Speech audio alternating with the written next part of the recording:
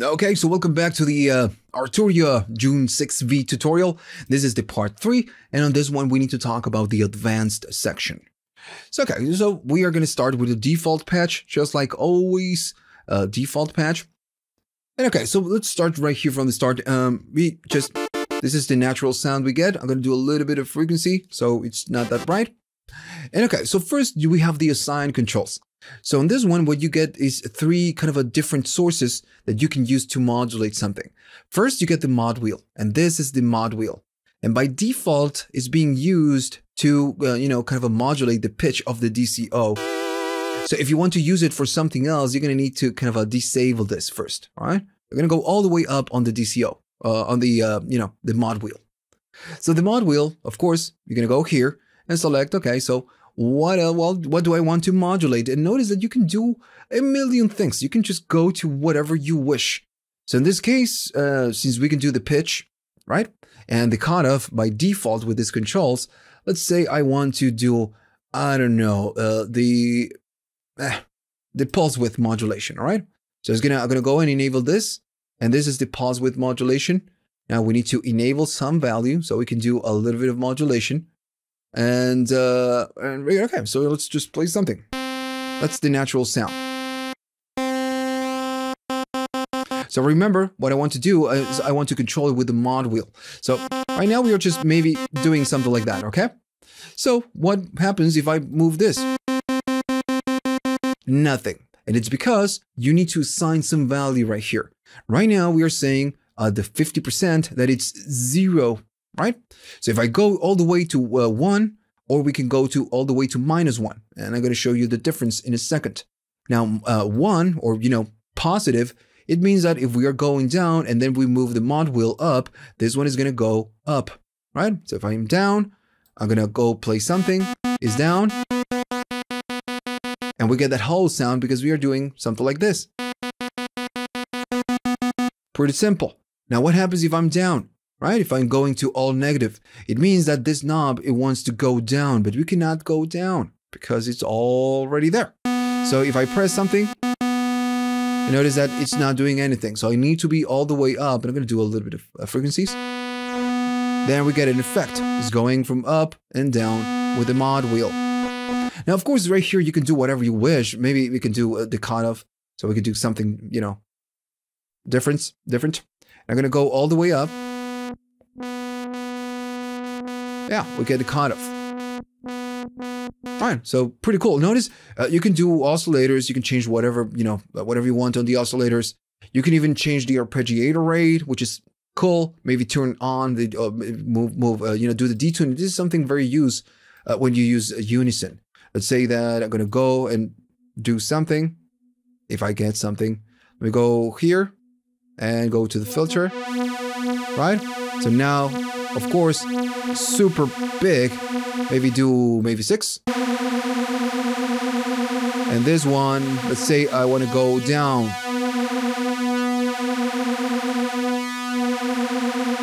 Right, so you can even go to the effects and change the properties on the effects.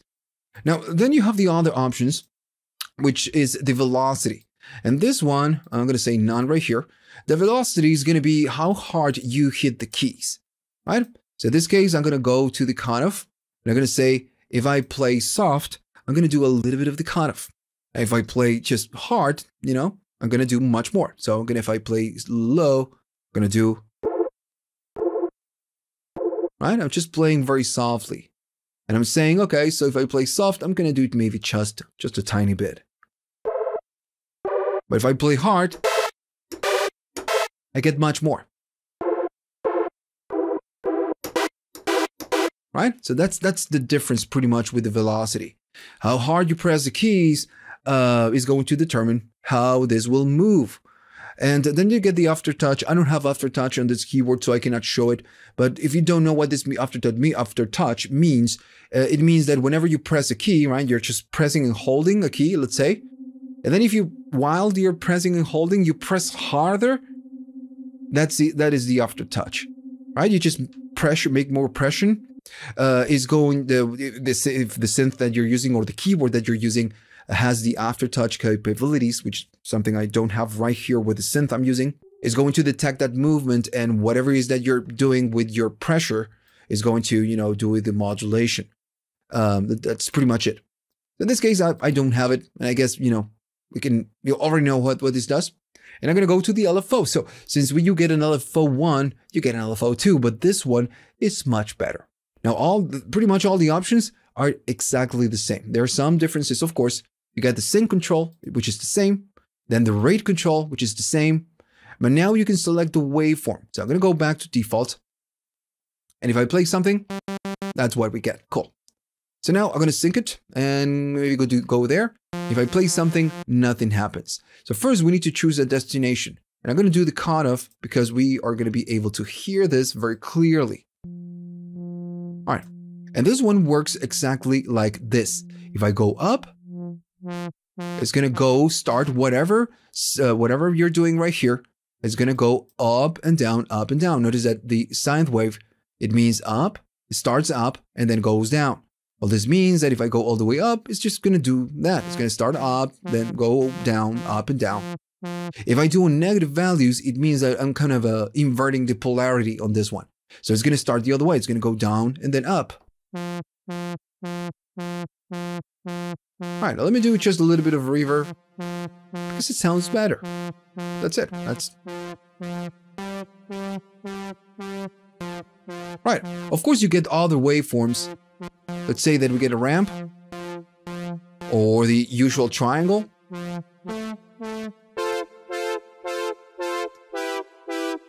Right, so very simple. You get the, of course, the saw.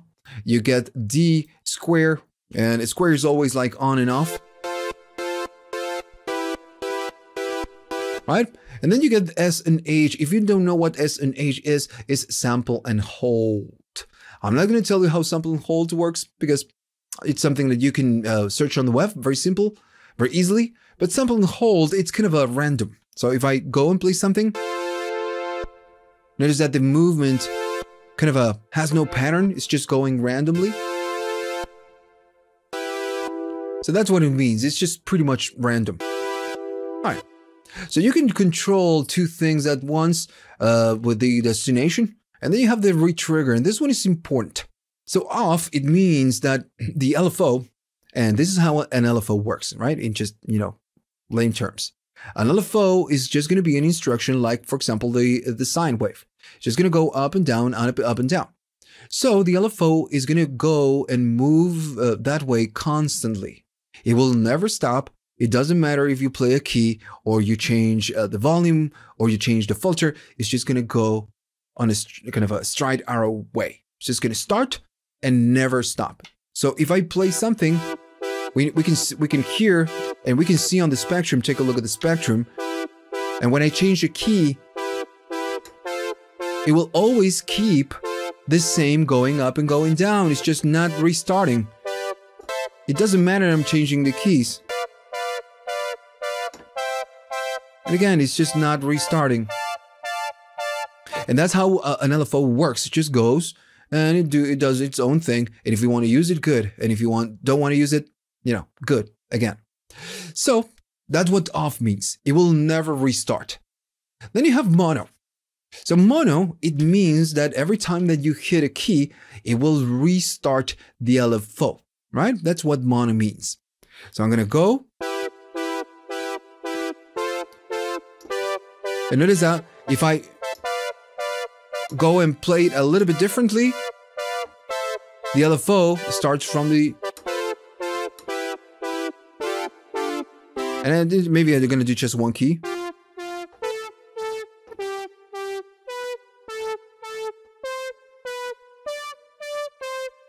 Notice the LFO is just a little bit different. And if I would maybe do maybe something like a saw, it's just going to be maybe a little bit more obvious.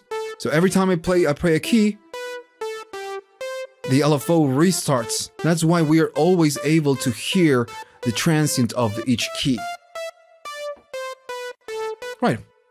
So that's what mono means. Now there is a different thing with mono. Now this thing, of course, this synth can do many voices, right? So if I play a chord, we are going to go and get many voices, right? Because we are playing many voices. So the LFO is doing the same thing on all the voices. That's why it's mono. All the voices get the same LFO. That's what it means. If I go to poly, it means that each voice will follow its own LFO. And since the mono and poly will restart the LFO every time I play a key, every time I go and play a new key, we will get a new LFO because each voice has an LFO. Since it's it's getting restarted on each key, if I go now and press a key, we get an LFO, right? It's just following an LFO. And I'm gonna go to the sine wave because it's gonna get crazy in a second. I'm gonna go press a key. So we get that sound. Right? It's going and doing the LFO. Now I'm gonna go and keep holding that key, and I'm gonna play a new key. So now I'm playing two keys. But notice that the sound is not consistent. It's just different. And it's because the second key, it's doing its own LFO. And if I do a third key, we get crazy. And a fourth key, so now we have 4 different voices following a different LFO from a different, it's just using the LFO from a different place. Because remember, this restarts the LFO.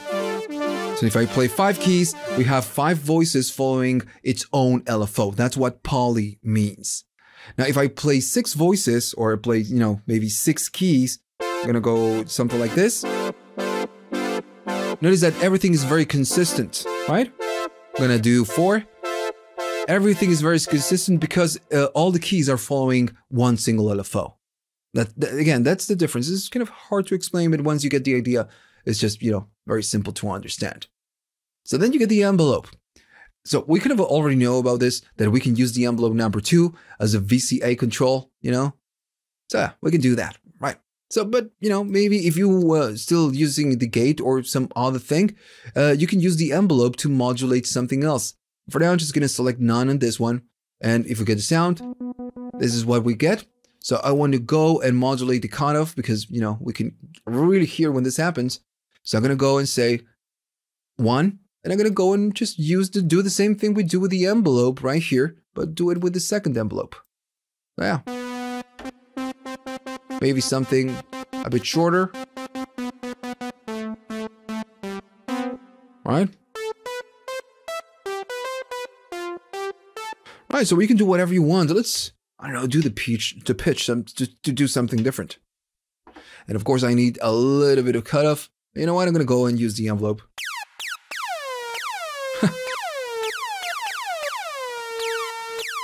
So now the envelope, of course, is using the pitch, so that's why we get that sound.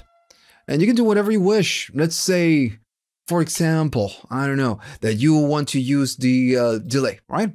Or you have the dry and wet. So notice that we do get a little bit of delay. Maybe we can do something like this, that when we play it, it's going to go all the way up. It's going to sustain and then go up when we release it. Or maybe you can do the opposite. Just go here and say that whenever we play it, it's going to keep growing when we release it. Right. So yeah, so it's pretty useful. So now you have a lot of, sources that where you can choose to do some extra modulation. And this is going to be enough for this plugin because it's already a very simple synth. So if you start getting all, crazy stuff right here, additional stuff, it just kills the vibe of using a simple synthesizer to do something. And on the next couple of videos, when we build some sounds, you're going to see how easy it is to get, a sound out of this one without even using this. So then you get the delay. And of course, I'm not going to do a lot of talking about this delay and the reverb. This is just very common effects that you get with pretty much all the Arturia plugins. You always get the same. So you get a delay, of course. You can go and do a feedback. You can change the time, sync it to the DAW tempo. And again, you can turn it on and off. I believe I don't need to do a lot of explaining right here. But if I play something, maybe gonna do unison just to get something a bit bigger. And you get the sound, right? You can go and enhance the stereo field, which is gonna give you a kind of a ping-pongy effect. And then you get a reverb. Just with the damp, you can just, make it reverb darker. You have a size, a decay, and a pre-delay. Again, I feel like I don't need to do a lot of explaining in this one. All right, so again, I'm just kind of leaving the delay and the reverb. It's something that you can, just realize how to use it just by playing it. And I'm going to go and just show you something else. I'm going to go to the default right here. We already know how to do this, how to work with this. Now I'm going to go to the macros. This is something that you get right now with all the plugins from Arturia, is that you can create macros to control several things from a single control. Now, if you right click it, or maybe you just right click this one, you can delete whatever you have by default and double click it. You're going to go and get, whatever, assign it whatever name you wish. So how this works is that you click on learn and it will show you all the, buttons or sliders that you can use with this one. So I'm going to say that whenever, and for now I'm going to unlearn it. I'm going to go and learn, and I'm going to say that whenever I go up, let me just go here. I'm going to go and choose the frequency and then learn and go and do the resonance, right? So that's what I want to do. So now if I play something, I can go to this macro and notice that I can control both from the same place. So you can do whatever you wish right here. Let's say that, I'm going to map that. I'm going to map that one. Maybe I made a mistake on that one. Let me just go here, turn it off. Now this is, of course, not going to really work because it needs an on and off. But, maybe let's say that we want to do, an LFO. So, yeah. So, okay, I'm going to go and do it again. Maybe I'm going to go here and do an LFO. All right.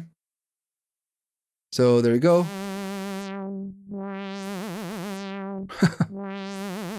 Yeah, and if I do a little bit of chorus and, a little bit of magic right here, we're going to get something a little bit better.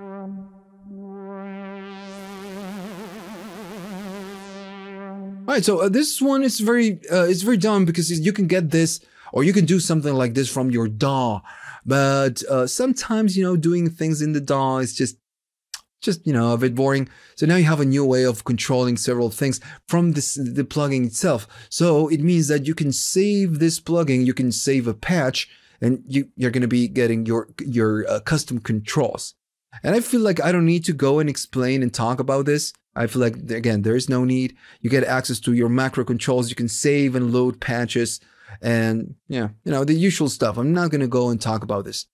So, okay, so what do we need to do now? What's next for us? I'm going to finish the video, and the next video on this playlist, this whole series about this plugin is going to be us making sounds. We're going to go select some drums, some dumb drums, maybe a kick, a snare, hi-hat, or, something like that. And we are going to create a bass. We're going to create, some pads, some leads, some sound effects. And we're going to do everything in context. So we're going to create a kind of a 8, maybe 16 var loops or something like that. And we're going to build something that sounds good with this plugin, always starting from a default template. So yeah, what we're going to be doing is sound design, right? So, okay, so see you on the next video.